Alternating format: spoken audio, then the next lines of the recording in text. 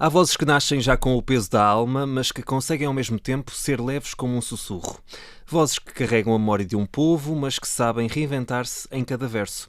Desde cedo descobriu que as palavras podiam ser guardadas em cadernos, transformadas em melodias e devolvidas ao mundo em forma de emoção. Entre a inocência dos primeiros versos e a maturidade de um caminho já sólido, construiu um percurso que a levou dos pequenos palcos às casas mais emblemáticas do fado, uma voz que mistura respeito pela herança com ousadia contemporânea e que tem no palco o seu lugar mais verdadeiro. Terezinha Landeiro, em 40 minutos, seja muito bem-vinda aqui à Olá, Rádio muito Observador. obrigada. Obrigada pelo convite. Que bela descrição.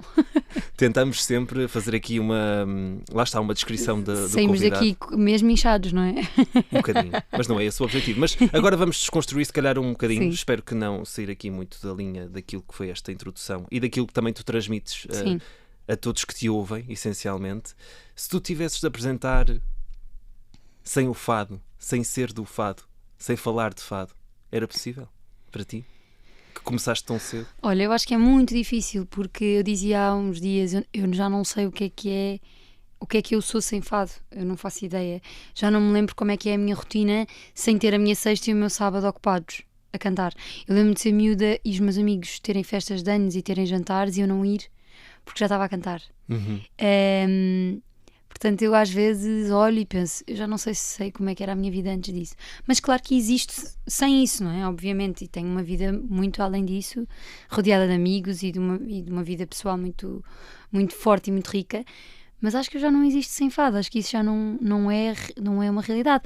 Porque, ok, é o meu trabalho, mas mesmo que não fosse e eu fizesse outra coisa na minha vida, eu iria continuar a cantar sempre, porque existe essa possibilidade. Portanto, mesmo que este não fosse o meu caminho profissional, eu acho que iria ser sempre um caminho.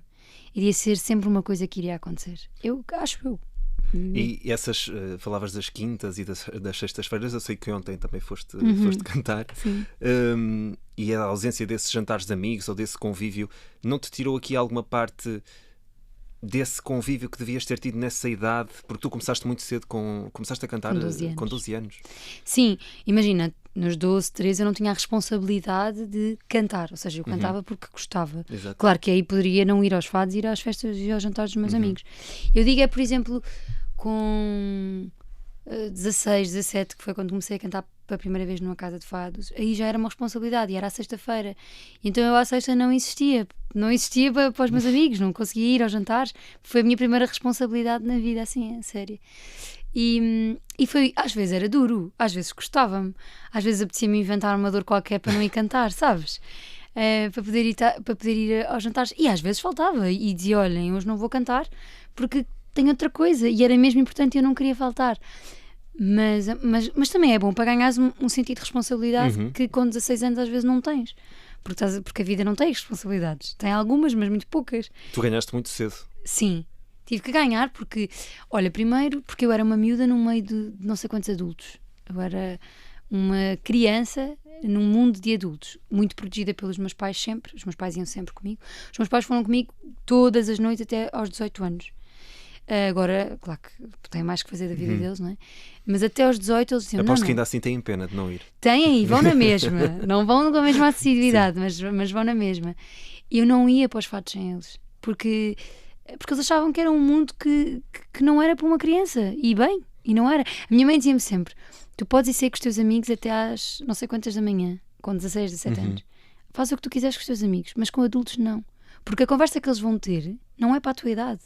É com uma sabedoria que tu não tens, com coisas que tu não viveste. Portanto, aí eu quero estar lá, eu quero te proteger dessas situações. Agora, essas coisas de miúdos, os miúdos fazem disparates à dimensão dos miúdos. Quer dizer, há miúdos mais malucos que outros, Sim. mas nós fazemos os disparates e as brincadeiras de miúdos, não é? Há pouca sabedoria, não é? Somos todos bem naivos. E então era um bocado essa distinção que a minha mãe fazia. E tu sentias isso no ambiente, por exemplo, numa casa de fado? Isso que a tua mãe te falava, desses perigos? Tu sentias isso ou eras... Não, nunca sei. Só querias cantar? É isso, eu olhava-me dessas coisas, sabia, sei lá, não dei conta.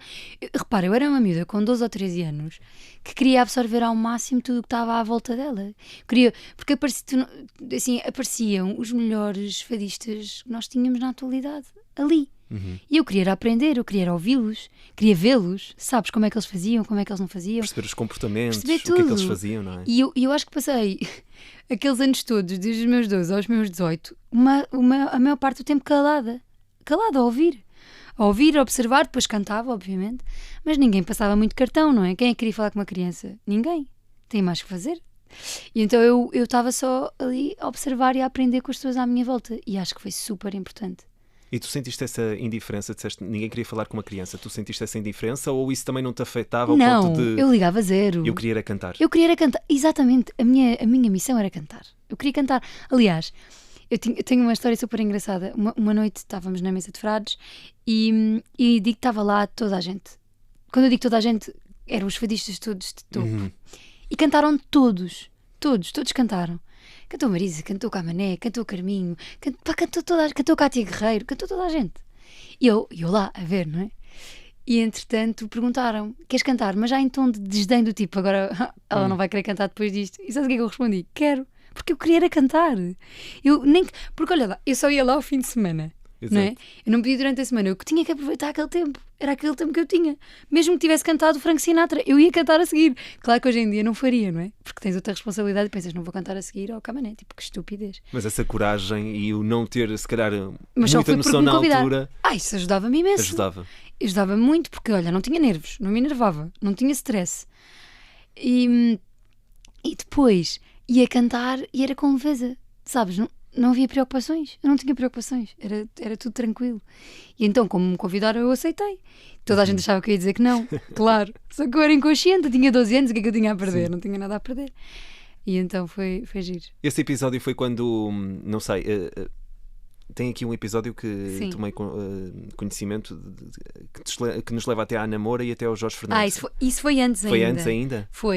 Aí foi a primeira vez que eu fui a uma casa de fados. Eu fazia 12 anos nessa noite. À meia-noite, e o meu pai não estava cá, estava fora em trabalho. E a minha mãe pensou: vou-lhe fazer um aniversário diferente, é o primeiro aniversário que o pai não está cá. E eu andava louca a ouvir fado em casa, tipo há um ano. E a minha mãe disse: olha, vou levar lá à casa de fados onde cantar Namora, porque era o disco que eu mais ouvia em casa. E então fez-me surpresa, fomos lá.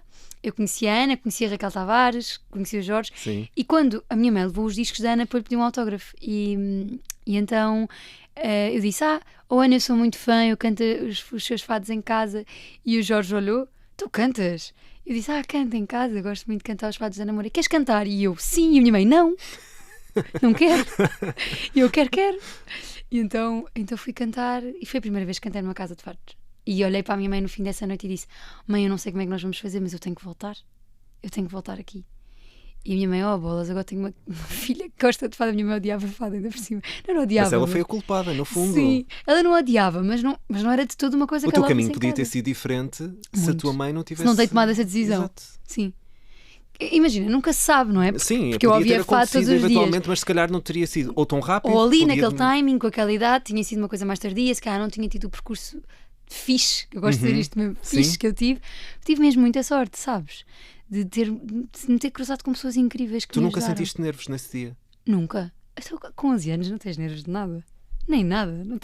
Tinha medo, eu lembro-me que tinha medo de não conseguir entrar, ou seja, que eles tocassem muito diferente do que estava no disco e eu depois não conseguir cantar. Mas foi à primeira, correu super bem, parecia que eu fazia aquilo há imenso tempo. Foi muito natural. E pronto, e foi uma noite que nunca mais esqueci. No fundo foi o princípio de tudo. Foi o que me empurrou, no fundo. As músicas e as canções às vezes podem ter aqui a função um bocadinho terapêutica. Tu, enquanto artista, já sentiste que a música te salvou alguma vez? Sim.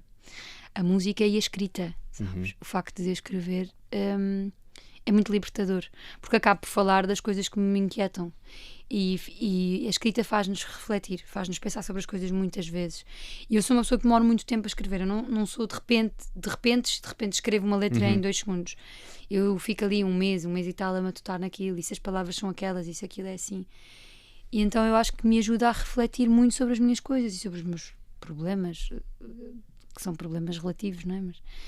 Mas sobre os meus dramas e as minhas coisas, e naquela altura em que tens 17, 18 anos, 19, que tens desgostos de amor e achas que vais morrer por causa disso, foi muito, muito bom, porque havia sempre um fado para isso, sabes? Eu digo sempre, há um fado para tudo, e há sempre um fado que te vai ajudar naquela altura, que te vai sarar as feridas, que te vai ajudar a deitar cá para fora, E eu tinha fados muito, muito importantes em várias fases da minha vida, fases de mudança, fases quando eu percebi que não ia entrar em medicina, porque era o meu sonho. E quando eu percebi que o meu caminho ia ser a música, depois acabei por estudar gestão, mas o meu sonho era ser médica. E quando eu percebi que isso não ia acontecer, houve um fado que eu já o tinha ouvido centenas de vezes, mas quando o ouvi naquela altura fez todo o sentido, sabes? Que é o naufrágio, que é um sonho, tu pões num barco, afundas o barco, o sonho fica no fundo do mar e tu choras para que o mar cresça para o afundares mesmo. E então aquilo fez tanto sentido naquela altura, porque eu sentia mesmo que estava a afundar um sonho que eu tinha desde miúda, sabes? E então naquela altura foi super duro para mim. E aquele fado fez todo o sentido, pensar, bem, tenho um sonho, já não tenho outro caminho para começar. Então acho que há um fado sempre para tudo. Eu acredito nisso. E é tão boa a música poder nos transformar e ajudar-nos a transportar para estes momentos da nossa vida, não é? Que às vezes não são bons, nem tudo é bom. Não. E falaste aí de desgosto amoroso. Mas é isso, é que nós somos um bocado fatalistas, ou seja, encontramos-nos sempre nas coisas tristes. Raramente as pessoas encontram uma música alegre e dizem, isto identifico-me imenso com isto.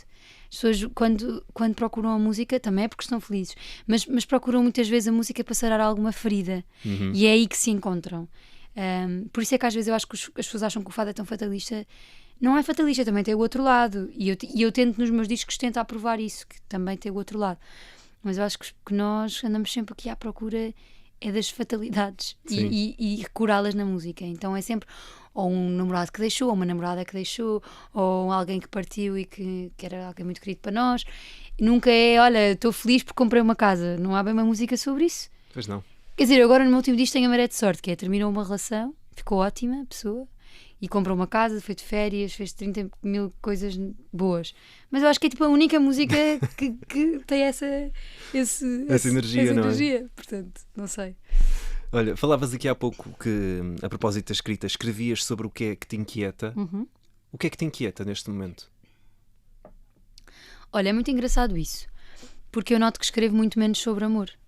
Muito menos. É talvez a temática... Também porque estás estou bem. Muito bem realizada. Casaste há pouco tempo. Casei há pouco tempo. E então eu acho que estou muito, muito tranquila, não é? Ou seja, de há 5 anos para cá que eu não tenho uma tristeza. Não tenho... Ainda bem. Portanto, estás bem. Por um lado, estamos curados dessa parte. Mas também há uma coisa que é... Claro que eu me poderia inspirar nas histórias dos outros e nas outras histórias que também tenho para trás. Mas eu acho que tu também te vais apercebendo de outras coisas que te magoam mais e que são mais duras do que às vezes uma história de amor. E às vezes coisas como a realidade do mundo, a realidade do teu país, a realidade das pessoas que te rodeiam, e acho que isso às vezes acaba por ser mais inspirador no sentido de eu tenho que falar sobre isto.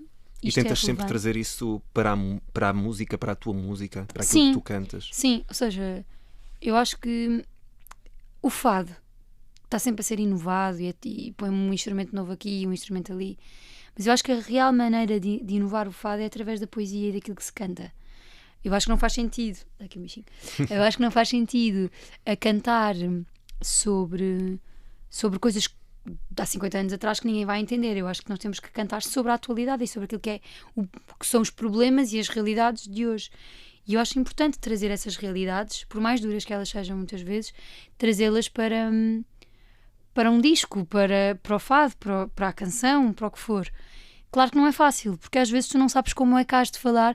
Por exemplo, o que me acontece muitas vezes é eu queria falar de determinado assunto, mas eu não sei se tenho propriedade para falar sobre ele. Não sei se sei o suficiente sobre aquilo. É o que te mais leva a questionar. Exatamente. Ou seja, eu sei que é uma coisa que me preocupa, eu sei que é uma coisa que me entristece, eu sei que é uma coisa injusta, mas eu não sei como é que vou falar dela.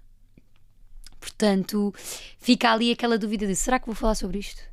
Eu queria falar sobre isto, mas como? E então, porque às vezes nós estamos a falar de um patamar muito privilegiado. A questão da maturidade também chega a entrar nesses pensamentos, porque tu tens 29 anos, tu és muito jovem, começaste muito cedo e já viveste aqui várias fases também do fado, que foi-se reinventando, foi-se alterando com diferentes fases. Também sentes isso muito pela questão das pessoas se calhar acharem que tu não tens maturidade para falar sobre certos temas? Eu acho que me preocupo muito com o que os outros pensam e tenho estado a tentar desconstruir isso ao máximo. Ou seja, construir o meu caminho muito mais naquilo que me interessa e naquilo que eu penso do que no que os outros pensam. Mas tu fazes sempre música para os outros, então tens que ir pesando e medindo o que é que vais fazendo. E eu só tenho... Eu acho que o meu maior medo da vida é um dia cair no ridículo, sabes? Acho que é o meu maior pânico. E então às vezes falar sobre certas coisas eu tenho medo de ser mal entendida ou de não falar das coisas como elas merecem ou com a atenção e com o cuidado que elas devem ter. Portanto, portanto, eu tenho vontade de falar sobre certas coisas que me inquietam e que me doem, mas que às vezes não são diretamente comigo. E então às vezes fico com medo de como é que vou falar sobre as coisas. E então às vezes acabo por não fazer. Já sentiste isso então? Já. Mas, ou seja, no fundo é isso que me inspira. É as coisas que me rodeiam, é o dia-a-dia. E às vezes as coisas mais simples, que quando tens 16 anos não olhas para elas. Estás sempre à procura de uma coisa enorme, de uma coisa extravagante. E às vezes as coisas mais simples são muito mais interessantes. E eu acho que isso é uma das coisas que a idade me trouxe, embora não seja muito velha, né? Mas visto que comecei a cantar com 12 anos e agora tenho 29, já passaram 17 e em 17 muita coisa mudou. E até a forma como eu canto, aquilo que eu acho relevante no canto, aquilo que eu acho relevante na música. Se calhar quando era mais miúda queria dar piruetas a toda a hora e estar sempre com a voz lá em cima, e agora eu olho para a música de outra maneira e tento servir mais a letra e tento ir atrás mais da história. Mas eu acho que isso são coisas que mudam connosco e cuidado, acho eu. Durante o teu percurso e este teu caminho, mais uma vez dizemos começaste aliás com 12 anos, tiveste pessoas no meio, não necessariamente artistas, que te descredibilizaram um bocadinho pelo facto de seres tão jovem e quereres fazer tanto e ser tanto ao mesmo tempo. E o ser tanto é Sim, fazer música, fazer no fundo. música. Olha, eu ouvi muito quando comecei a cantar. O fado não é para crianças, as crianças não podem cantar fado. E eu vou ser sincera, eu entendo isso. Não acho que seja tão drástico assim. Eu acho é que tem que se encontrar um caminho para que as crianças possam cantar fado. Porque eu acho importante que a escola, entre aspas, não há uma escola, mas que a escola do fado aconteça desde novo. Para que tu consigas aprender tudo e assimilar tudo. Porque é tanta coisa que eu acho que é mesmo de jovem que tu deves começar. Agora, claro, as letras são muito desadaptadas a uma criança, não é? Eu quando comecei a cantar com 12 anos eu tinha que escolher as minhas letras com muita calma, com muito cuidado, porque eu não posso cantar amantes não quero quando eu nem sequer tive um namorado, ou tenho um namorado a quem eu dou a mão e somos amigos, percebes? Sim. Ou seja, tem que haver aqui um equilíbrio entre aquilo que se canta. E eu ouvia muitas vezes, os fados, lá vai a criancinha a cantar, os fados não são para crianças. E havia esta questão das letras, de não podes cantar uma letra de amor que tu não sabes, que tu não entendes, que tu não sentes. E isto era a única descredibilização que eu sentia, não sentia mais nada. Mas eu entendo, ou seja, eu entendia, eu não ficava zangada, não ficava revoltada, eu entendia. E eu acho que foi por aí que eu comecei a escrever. Que é, se eu escrever, ninguém pode dizer que eu não entendo. É a tua história. É a minha história. Pode ser um amor com 14 anos, mas eu lá sei que como é que aquilo mexeu comigo ou não. Não é? Quando és adolescente, tu tens muita intensidade. E eu sei como é que isso mexeu comigo e eu escrevo sobre o que eu quiser. Portanto, era um bocado essa a minha defesa. E pronto, e depois comecei a perceber que gostava quase tanto de escrever como de cantar. E então não parei de escrever. Mas inicialmente era uma defesa contra todas as letras de adultos que existiam. Não existia uma letra para uma criança. E eu acho que tem que se investir nisso para que as crianças tenham vontade de cantar também. É muito importante. Já falámos muito sobre maturidade, crescer no meio do fado, e agora vamos falar de um concerto que aí vem. Exatamente. É já dia 19 de setembro, estamos em contagem decrescente, no CCB. Sim, para o qual também é preciso alguma maturidade. É. E eu às vezes questiono, será que eu tenho? E agora Não. aqui já há mais nervos, não há? Com esta idade. Olha, e tem muita graça, sabes porquê? Porque eu há 11 anos fiz o pequeno auditório e na altura quando me convidaram eu disse logo sim, não é? Aquela coisa, sim. Depois desliguei o telefone e pensei, o que é que eu estou a fazer? Eu nunca fiz um concerto sozinha. O que é que eu vou fazer? Isso foi com que idade? Tinha convite, eu tinha 17, já fiz o concerto com 18. E agora, quando o meu manager me ligou a dizer, Terezinha, grande auditório de CCB, e eu quero muito, eu acho que é das salas que eu mais quero fazer em Lisboa. Eu adoro aquela sala. Eu vi lá concertos maravilhosos, acho-a extremamente confortável, acho-a som incrível, acho-a bonita, acho tudo perfeito. E eu disse logo, sim, mas sabes que a semana a seguir foi tipo, o que é que eu fui fazer à minha vida? Sinto uma responsabilidade e um peso que não sei explicar. Não sei se é porque eu já queria muito fazer aquela sala há muito tempo, mas quando eu disse que sim, foi claro que sim, óbvio. Mas depois ao mesmo tempo começaram as borboletas na barriga. Aquilo que eu não tinha há uns anos, que era de ficar nervosa, agora fico. Que é estúpido. Olha, aliás, quando eu fiz o CCB há 11 anos, o Camané estava a fazer concerto no grande auditório nesse dia, com o Rodrigo Leão. E o Camané nesse dia não conseguiu ver o concerto, porque os concertos eram quase à mesma hora, sim. e não conseguiu ir ter comigo. Mas, passado 4 dias, nós íamos fazer a Casa da Música, exatamente no mesmo formato. Eu fazia o pequeno auditório e ele ia fazer o grande auditório com o Rodrigo Leão. Mas como já eram horários desfasados, ele foi ter comigo ao camarim e dizia-me assim: Terezinha, como é que te sentes? Estás bem? E eu, estou. Pá, tu estás muito calma, não estás nervosa? E eu, não. E ele, eu ainda hoje com esta idade fico ansioso e tu estás com essa calma. E eu, sim. E eu pensava em mim, eu acho que eu estou calma mesmo porque sou miúda e sou inconsciente. Era inconsciência. E hoje em dia já não é bem mais assim. O peso, não é? Sim, tu fico muito mais ansiosa. Que peso não fico é esse nervosa. que se sente? Antes de uma data como esta, já dia 19 de setembro. Sim. Estamos praticamente menos de 2 são semanas. 2 semanitas. Olha, eu acho que... Eu não sei muito bem porquê, porque repara, eu acho que o meu trabalho não tem mais responsabilidade do que outro trabalho. Eu acho que é só porque nós estamos sempre a ser avaliados, os artistas do que quer que sejam, estão sempre a ser avaliados. Escreves um livro, a pessoa vai ler e vai dizer gostei do livro ou não gostei do livro. Tu lanças um disco, gostei mais deste disco ou do outro. Não gosto destas músicas. E tu, quando fazes um concerto, um disco, um livro, o que seja, uma peça de teatro, o que seja, tu estás sempre a ser avaliado pelo público. É impossível. Não há ninguém que vá lá ver aquilo sem te avaliar. Isso é... ou comparar, tipo, vi aqui concerto de fulano tal. Ou ninguém sai do concerto sem dizer... Gostei muito, ou gostei pouco, ou gostei mais ou menos. Olha, podia ter sido mais curto, podia ter sido mais longo. E eu acho que é só isso, é tu saberes que assim que pisas o palco, as pessoas estão-te a avaliar. E isso é um bocado assustador. E eu, quando era miúda, não pensava nisso. Sim. Sei lá, eu queria cantar, queria saber o que é isso. E agora eu já vivo mais com tudo o que está a acontecer, sabes? Que é estúpido, nós devemos era preocupar-nos com o que estamos a fazer e quero lá saber das avaliações, desde que eu esteja firme no que estou a fazer. Mas acho que essas coisas entram todas na balança. E como é que tu lidas com a crítica? Eu lido bem, eu gosto muito de críticas construtivas, porque cresci com elas no fado. Eu estava rodeada de pessoas que raramente me elogiavam. Ou seja, há muito essa coisa, não sei se é assim em todos os estilos musicais, mas no fado havia muito isso de não elogiar para o artista não ficar deslumbrado, evitar os elogios. E então havia muito mais o espírito da crítica construtiva do que propriamente o elogio. De ir corrigindo para aperfeiçoar e não tanto elogiar, para a pessoa não se deslumbrar e não se perder. Era sempre o que eu ouvia. Portanto, eu cresci neste formato de pouco elogio, muita crítica. Agora, quando eu acho que são críticas só meio ocas, que não há uma justificação, não há, às vezes prefiro não ler, ou não ligar, ou não... tento ler todas, porque todas são consegues válidas. fazer esse filtro daquilo que é dito? Sim, mas eu também vou dizer uma coisa, eu sou muito sortuda. Eu acho que sou muito sortuda, eu recebo muito carinho das pessoas. Claro que há pessoas que certamente não gostam de me ouvir, não é? Nós não conseguimos agradar toda a gente. Sim. Se agradarmos é estranho. É estranho. É Ser consensual é um conceito um bocado estranho. Muito estranho. Mas tenho tido muita sorte, sempre. Sempre que recebo mensagens, costumam ser quase sempre muito boas e muito positivas e muito calorosas. Portanto, sinto-me uma sortuda. O que é que queres que cada pessoa que vá ver agora este concerto, dia 19 de setembro, no CCB, leve para casa, depois de te ouvir? Olha, quero que consigam, durante aquela hora e um quarto, hora e meia, não sei muito bem, quero que consigam pelo menos relaxar da vida delas. E o disco que eu vou estar a apresentar é o Para Dançar e Para Chorar. Não quer dizer que eu não vá passar pelos outros, mas essa é a base do concerto. E eu gostava que as pessoas conseguissem sentir isso, que tiveram momentos mais intensos para chorar, mas que também tiveram o outro lado leve da vida e que consigam viver essas duas coisas, e que tenham isso bastante presente no concerto.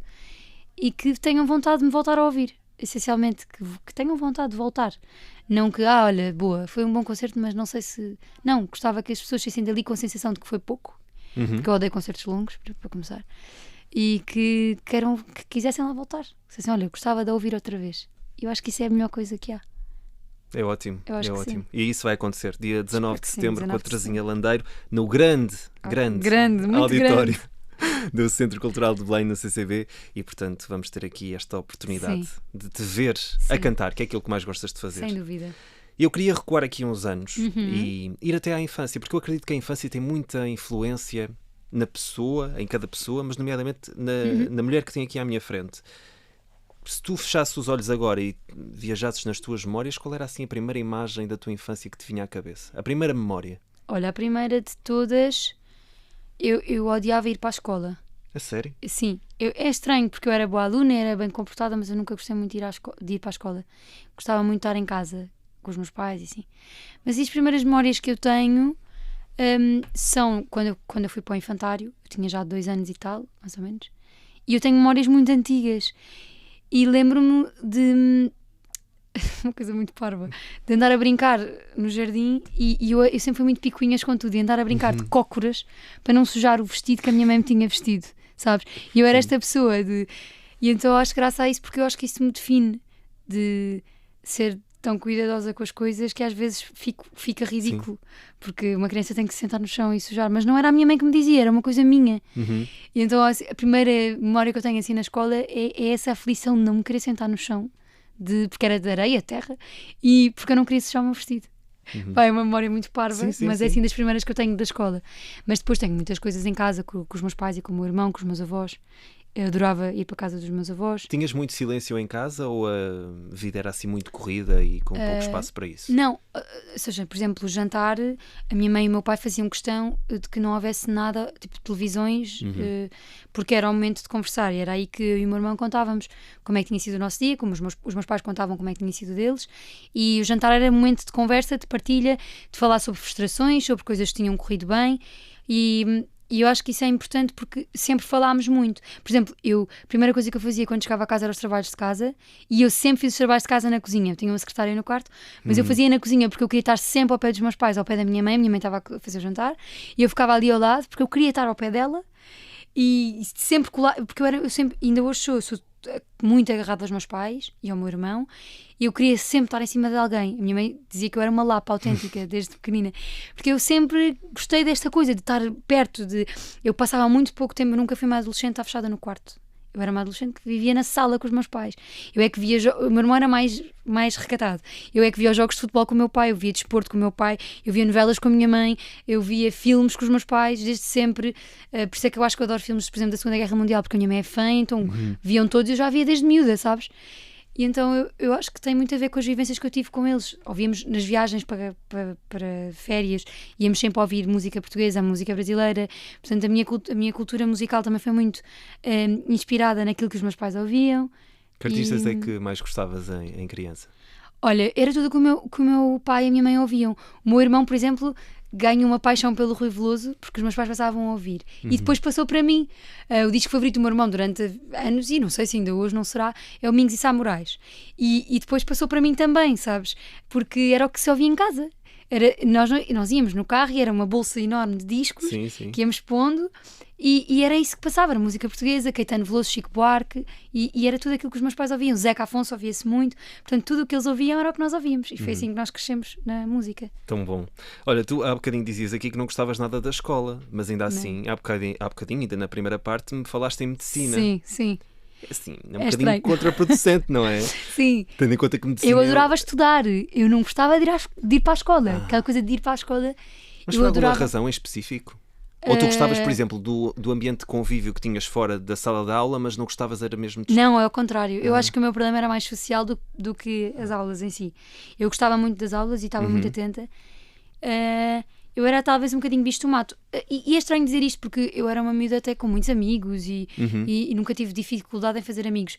Mas eu acho que sou um bocado bicho do mato. E então essa parte, eu adorava estar em casa com as minhas coisas, com os meus cadernos, porque sempre tive pancada com cadernos. Sim. Os meus cadernos, a escrever coisinhas e a apontar coisas e a brincar. Pois eu sou obcecada com Harry Potter, então eu via os filmes 502 mil vezes. Eu punha os filmes a dar e estava a fazer outras coisas, mas os filmes sempre a dar de fundo, sabe? Banda sonora. Portanto, era o meu mundo, eram as minhas coisas. Eu gostava muito de ficar em casa. Olha, falaste aqui dos cadernos. Também marca aqui uma altura em que tu começaste a escrever depois, as tuas letras. Penso que foi ali aos 13 anos. Há ainda coisas guardadas dessa altura que nunca saíram para fora e que tu ainda possas ver?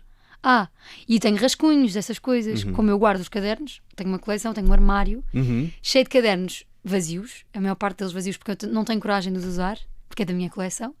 E depois também tenho os antigos, quando eu escrevi, que estão todos estragados, mas estão lá. E tenho lá os rascunhos das coisas que eu escrevi. E há muitas coisas que eu não cantei, mas estão lá. E que um dia podem sair para fora? Ou nunca pensaste nisso?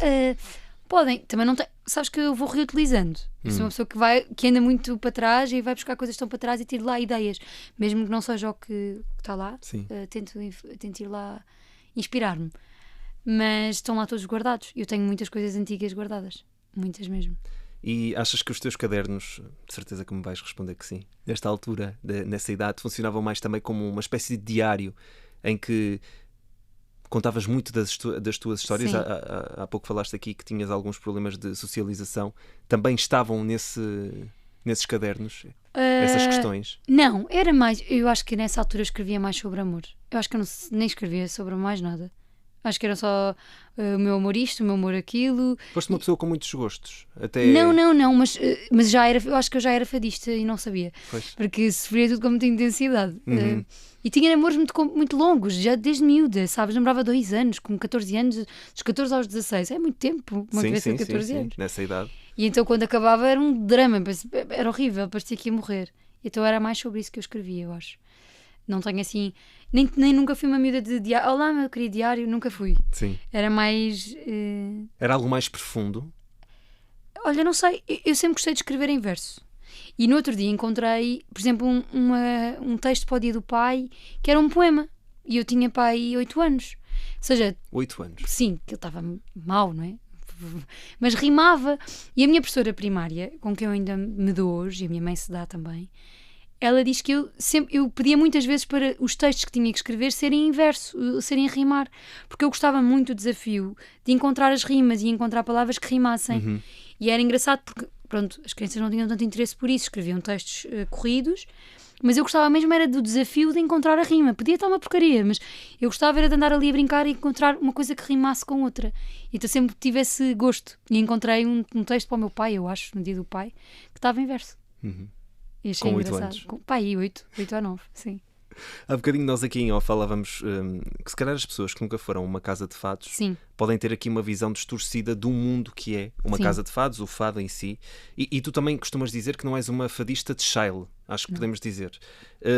Como é que tu defines a tua forma de ser fadista e a tua forma de estar, essencialmente, na música? Olha, é muito contraditória porque, de facto, não sou uma fadista de Shile, não sou uma fadista de vestido comprido cantar, mas sou uma fadista que por dentro foi beber no mais tradicional que existe. E é aí que eu realmente me encontro.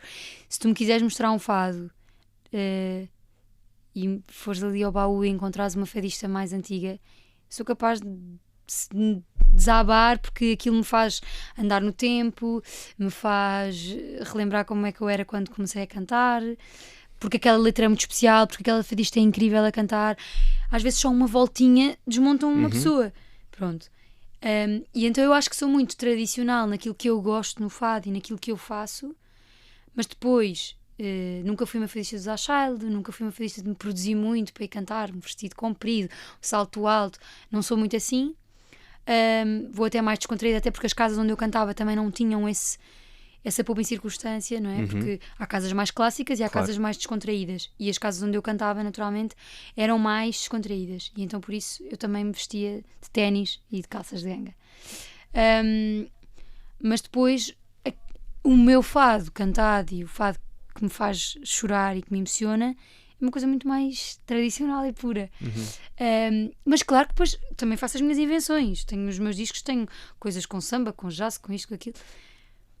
Mas quando eu preciso de ouvir fado e preciso de me encontrar, é uma coisa muito tradicional e muito de essência, muito da essência do fado. Isso acontece muitas vezes, o facto tu reinventaste, assim como muitos outros artistas que foram aparecendo, reinventaste a forma de se cantar o fado, não é? Hoje já não temos aquela visão tão tradicional como era antigamente. Acontece muitas vezes te perderes e ser necessário voltar aqui atrás e às origens. Sim. Eu acho que às vezes é preciso fazer um reset de fábrica, porque isto de ser artista é uma guerra interna todos os dias, de o que é que tu queres fazer e o que é que os outros querem ouvir. E isto é a guerra diária de um artista, eu acho, pelo menos para mim, que é: eu quero fazer isto, mas alguém quer ouvir? Ou as pessoas querem ouvir isto, mas eu quero fazer? E é esta a guerra diária. Eu acho que todos os artistas passam por isto. Mas eu queria mesmo era fazer isto, mas eu acho que ninguém quer saber disto. Mas eles querem mesmo é saber disto e eu não quero fazer isto. Portanto, vives nisto. E às vezes tens que ir atrás e dizer assim: não, mas foi por isto que eu me apaixonei. Bora, eu quero fazer isto porque é isto que eu gosto. mas depois não sabes se os outros estão disponíveis a ouvir aquilo que tu gostas. Portanto, é uma vida de cedências e uma vida de bater o pé. Vou batendo o pé umas vezes, depois vou cedendo noutras. É fácil? Mais ou menos.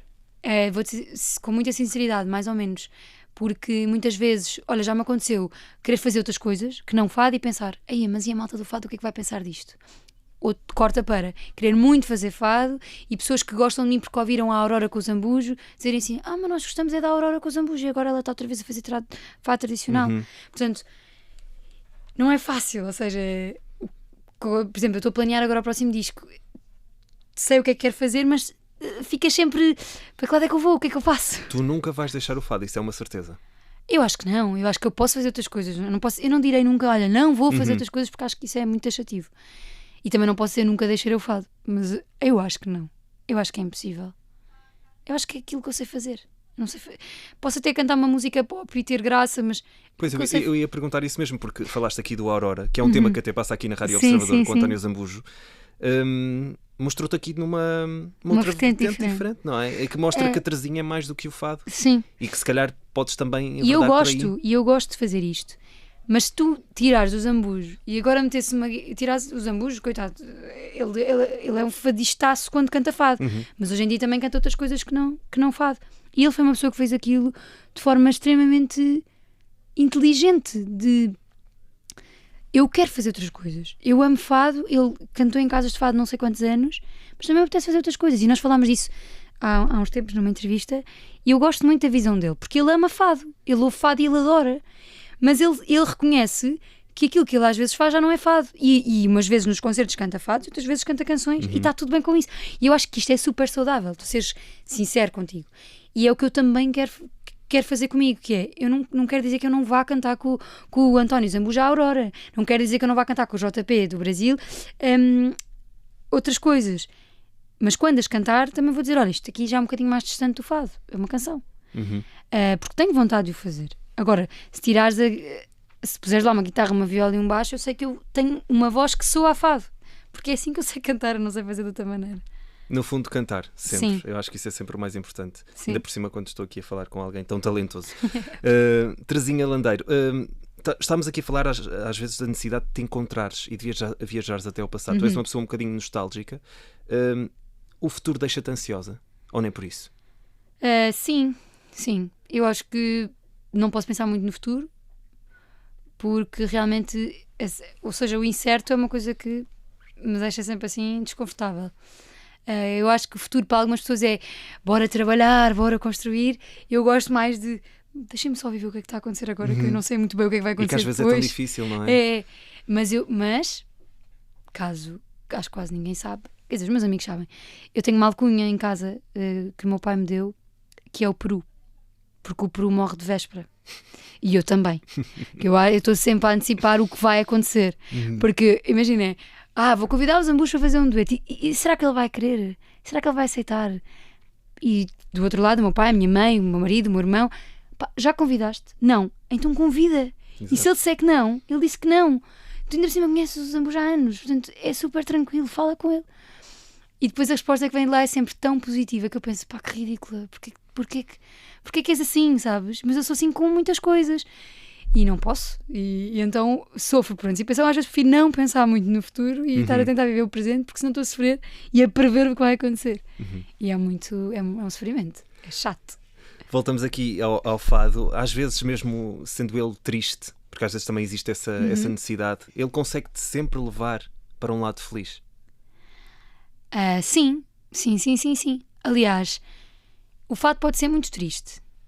E é a sua gente, não é? Sim, e tocar num ponto, mas mesmo, por exemplo, pensando, estou a ouvir um fado muito triste e que me toca ali num ponto específico que me é querido ou que é um assunto com o qual eu me relaciono, mas ouvir aquilo vai-me saber tão bem que o efeito que vai ter é um efeito de felicidade, de eu adoro isto, sabes? Quase de sorrires a ouvir uma coisa super triste, porque aquilo vai tão ao encontro do que tu estavas a precisar ou que tu estavas à procura, ou vai parar a um sítio que é tão confortável para ti, que é muito triste, é muito dark, é muito down, mas vai-te dar um quentinho tão bom que é bom, sabes?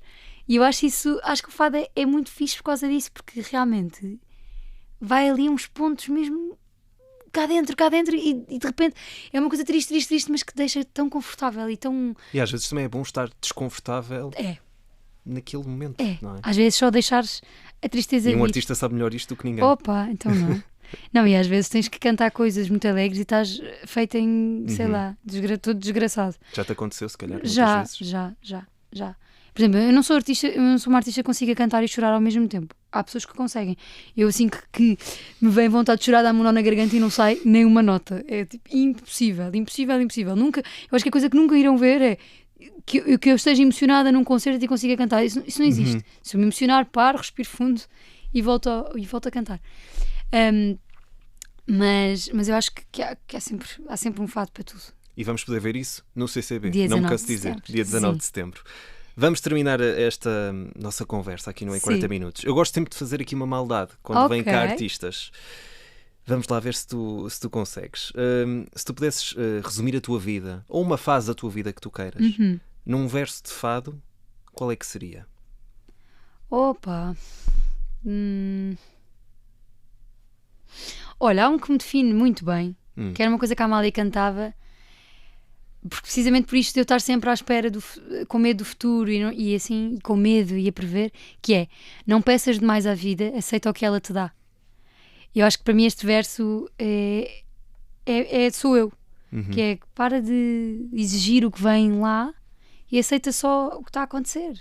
E não estejas a tentar prever o que é que vai acontecer. Nem estejas a exigir que aconteça de determinada maneira. Aceita só. Deixa vir e aceita. E essa letra é maravilhosa. E o melhor vem sempre, não é? Eu acho que sim. O que tiver que ser nosso há de ser. Exato. Eu acho que sim. Espero eu.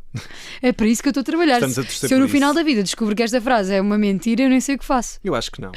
Acho que se vai confirmar. Terezinha Boa, Landeiro, obrigada. muito obrigado por teres vindo aqui à Obrigada Rádio pelo Observador. convite. Foi um gosto receber-te aqui no Em 40 Minutos. Obrigada. Muito sucesso Obrigada. e que corra tudo bem. Obrigada. No dia 19, no CCB. Um Obrigada. grande beijinho. Obrigada.